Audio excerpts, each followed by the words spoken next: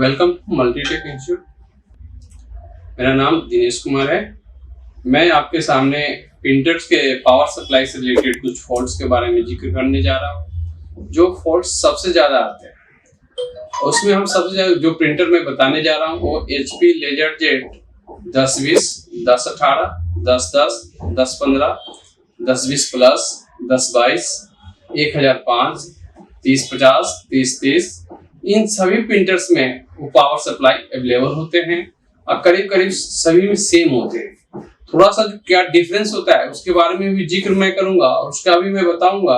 हमारे पास दोनों का पावर सप्लाई ऑलरेडी अवेलेबल है, दोनों में क्या क्या डिफरेंस होते हैं उन सभी चीजों के बारे में मैं बताऊंगा। तो देखिए, हम स्टार्ट करने जा रहे हैं कि पावर सप्लाई में अगर प्रॉब्लम से आते हैं तो उस प्रॉब्लम्स को हम कैसे सोल्यूशन देंगे। ठीक है, सबसे पहले नंबर 1 तो हमारा जो फॉल्ट्स है वो है डेड कंडीशन में। जब भी प्रिंटर्स हमारे पास आते हैं तो डेड कंडीशन में आ रहे हैं, क्यों ऑन नहीं हो रहे हैं। अगर हमारे पास ऑन नहीं हो रहे प्रिंटर आए हैं कि जो बिल्कुल ही डेड है, तो हम किस पोजीशन में किस जगह से हम स्टार्ट करें कि ऑन करें। देखिए, एक स्टेप बाय स्टेप मैं आपको अपनी भाषा में मैं बताने जा रहा हूँ जो आपको बिल्कुल ही समझ में आ जाएगा। ना आने का कंसेप्ट, ना आने का सवाल ही नहीं होता है। आप केवल मेरे वीडियो को प्रॉपर आप देखते रहिएगा और पूरे वीडियो को देखिए, आपको सारा कंसेप्ट समझ में आ जाएगा। सबसे पहले हम अपने मल्टीमीटर जो हम लेते हैं, जिसको हम बोलते हैं डिजिटल मल्टीमीटर, उसमें कंटिन्यूटी रेंज सिलेक्ट कर लें जो हमारा ऑलरेडी यहाँ पर सिलेक्ट है, और ब्लैक प्रोब को कॉमन पॉइंट पर हम कनेक्ट करेंगे और रेड प्रोब को जहां पर V लिखा हुआ है या ओम का सिंबल बना हुआ वहां पर रेड प्रोब को अटैच करेंगे। दोनों प्रोब को आपस में टच करके देखेंगे, उस कंडीशन में हमारा बीप आनी चाहिए। जो बीप आ रहे, कुछ स्टेप्स है, ज्यादा स्टेप को हम ध्यान नहीं रखना है कि कहां कहां चेक करना होता है। तो जो मैं स्टेप बता रहा हूं उस स्टेप पर हमें चेक करना है। सबसे पहले आपके पास जब भी पावर सप्लाई आता है, सबसे पहले हम फ्यूज के ऊपर चेक करेंगे। सबसे पहले हम अपने फ्यूज को चेक करते हैं जो AC सप्लाई में लगा हुआ है। अगर ये बीप दे रहा है तो इसके मतलब ये फ्यूज हमारा ओके होता है जी। सेकेंड स्टेप में हम आ जाते हैं अपने ब्रिज रेक्टिफायर में। यहाँ पर ब्रिज रेक्टिफायर है, यहाँ पर 4 डायोड लगे होंगे। चारों डायोड में 1 साइड वैल्यू होनी चाहिए जी। एनोड टू कैथोड आपको केवल वैल्यू देगा और चारों का वैल्यू सेम होनी चाहिए। देखिए, यहाँ पर वैल्यू आ गया जी। ठीक, चारों कंडीशन में हमें सेम वैल्यू होनी चाहिए।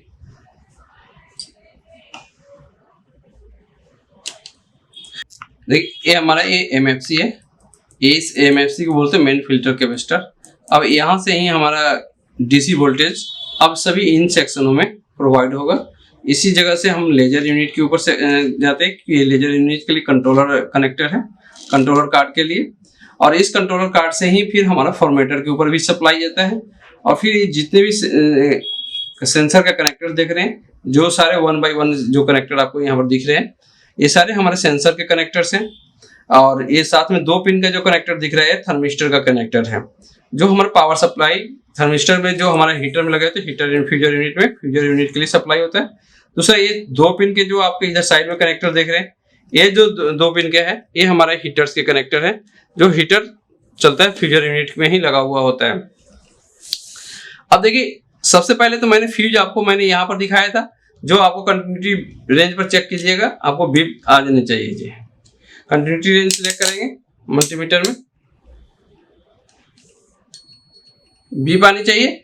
Second fuse DC power supply में होता है, जिसके सबसे ज्यादा अगर इसमें प्रॉब्लम्स आते हैं, DC पावर सप्लाई से रिलेटेड प्रॉब्लम्स आते हैं कि आपको सारा सेक्शन ओके दिखेगा, लेकिन ये DC पावर सप्लाई का जो फ्यूज होता है, जो साइड में फ्यूज लगा हुआ है, देखिए यहाँ पर एक फ्यूज है, ये फ्यूज ही सबसे ज्यादा खराब होते हैं। जो फ्यूज को हम चेक कर लेते हैं। अब देखिए, यहाँ पर फ्यूज से पता चल जाएगा कि आपका ओके है या नहीं। देखिए, ओके कंडीशन दिखा रहा है।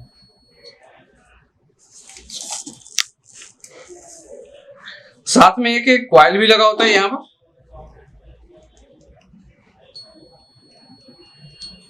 ठीक है, अब इसे फ्यूज के द्वारा ही यहाँ से ही सप्लाई हमारे इस कनेक्टर्स के ऊपर आते हैं जो आप देख रहे हैं लेजर यूनिट में जाते हैं।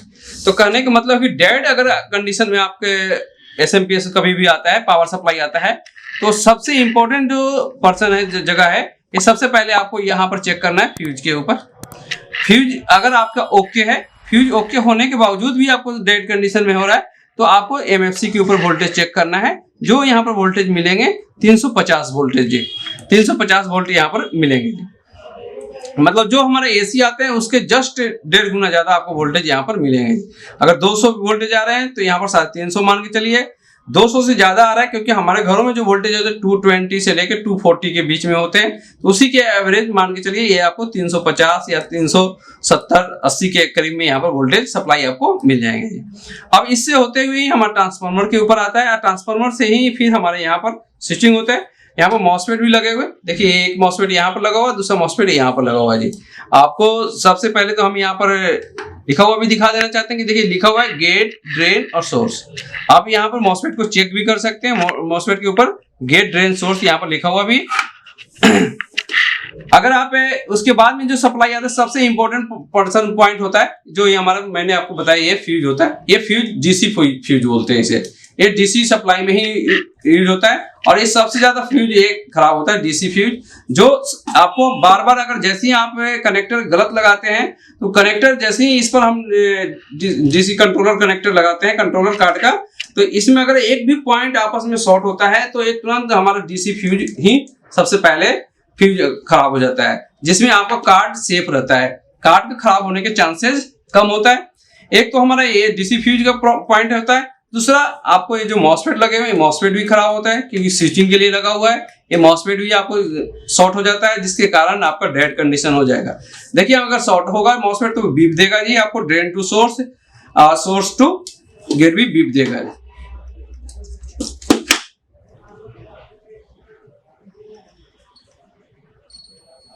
देखिए ये बीप दे रहा है, कंटिन्यूअस बीप दे रहा है। तो इसका मतलब ये जो हमारा स्विचिंग मॉसफेट लगा हुआ है, मॉसफेट भी खराब है जी। इस बोर्ड में मॉसफेट भी खराब है। अगर इसी तरह से ये तो हमारा 10-20 प्लस की बात हुई थी, 10-20 प्लस में ये पावर सप्लाई यूज होते हैं। लेकिन एक पावर सप्लाई और भी मैं बताने जा रहा हूं जो 1005 के मॉडल में होंगे। इसमें सबसे ज्यादा अगर खराब होता है, आप देखिए इसमें 4 डायोड लगे हुए थे, पैक ब्रिज में 4 डायोड अलग अलग लगे हुए थे, इसे बोलते हैं ब्रिज रेक्टिफायर। और इसमें इस मदरबोर्ड पर पैक ब्रिज लगा दिया गया है जी, पूरे पैक कर दिया गया है, जो एक ही पैक में अंदर में 4 डायोड लगे हुए हैं। और इस यहाँ पर एक लगा होता है एसटीआर, जो हमारे 12 पिन या अलग अलग पिन के होते हैं जी। मोस्टली ज्यादातर आपको 12 पिन या 13 पिन के ही ये आपको एसटीआर मिलेंगे, जो आपको इसमें लगे होते हैं। सबसे ज्यादा अगर इसमें ब्लास्ट अगर होता है, सबसे ज्यादा अगर खराब होता है एसटीआर होता है। और इस एसटीआर को आप नॉर्मली मार्केट से आप परचेज करके इसे चेंज भी कर सकते हैं, कोई ऐसी बहुत बड़ी चीज नहीं कि नहीं मिलता है, मिल जाता है आसानी से। फिर इसी तरह से हमारे यहाँ पर डीसी फ्यूज में भी यहाँ पर लगे थे, एक यहाँ पर फ्यूज, एक नहीं 1 2 3 यहाँ पर फ्यूज ज्यादा दे दिया गया है, क्योंकि अगर इस कनेक्टर्स पर आप सप्लाई देने में, आप कनेक्टर लगाने में जो भी प्रॉब्लम्स आ जाते हैं, तो फ्यूज सबसे ज्यादा डैमेज होता है। लेकिन हम तो कहते हैं कि कार्ड ही खराब हो गया, लेकिन ये कार्ड जल्दी खराब नहीं होते हैं, सबसे ज्यादा खराब होते हैं फ्यूज या ये मॉसफेट लगे हुए, मॉसफेट आपको खराब हो जाते हैं, या एसटीआर। ये 3 जगह से ये डेड कंडीशन का प्रॉब्लम चांसेस ज्यादा आता है। ठीक है, थैंक यू, धन्यवाद।